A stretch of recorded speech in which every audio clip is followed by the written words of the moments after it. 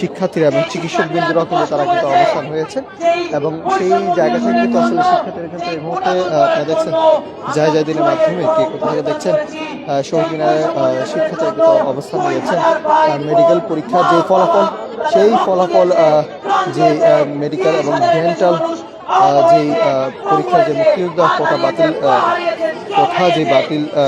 করার জন্য কিন্তু তারা কিন্তু আসলে এসেছেন এবং তারা কিন্তু তাদের যে দাবি সেই দাবি কিন্তু তারা জানিয়েছেন। এবং একটা বিষয় আপনাদেরকে জানিয়ে রাখি যে এই মুহূর্তে শিক্ষার্থীরা কিন্তু অবস্থান নিয়েছেন বিভিন্ন যে মেডিকেল এবং ডেন্টাল যে শিক্ষার্থীরা চিকিৎসক বৃন্দরা তারা কিন্তু আসলে অবস্থান নিয়েছেন এবং তার সাপোর্ট দরকার হবে না তো তাকে তো প্রাইভেট মেডিকেলে অবশ্যই বা ক্লিনিকে কাজ করতেই হবে, আমার তাতে অ্যাডিশনাল ইনকাম দরকার হবেই।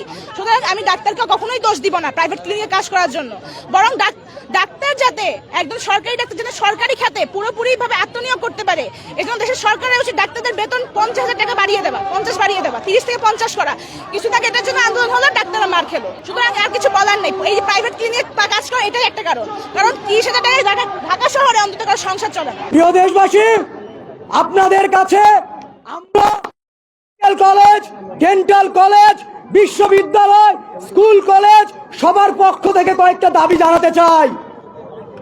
আজকের আমাদের প্রথম এবং RICL TMX যুগের পর যুগ স্থাপনা থাকে মজবুত। আজকের দিনের জন্য একমাত্র দাবি যেটা ছিল সেটা হলো আজকের দিনের মধ্যে, আমি আবারও বলছি, আজকের দিনের মধ্যে মেডিকেল ভর্তি পরীক্ষার ফলাফল বাতিল করতে হবে। শুধু বাতিল করলেই চলবে না, মুক্তিযোদ্ধা কোটা প্রহসনকে বাতিল করে ফলাফল পুনর্প্রকাশ করতে হবে। আমাদের আরো কিছু দাবি রয়েছে এই মেডিকেল শিক্ষা ব্যবস্থা এবং এই মেডিকেল পরীক্ষা ব্যবস্থা নিয়ে। এই যে কোটার সিস্টেম আপনারা দেখেছেন, এই যে কোটার বিরুদ্ধে আন্দোলন আপনারা দেখেছেন, এই কোটা জুলাইয়ের পরেও কিভাবে বহাল থাকে।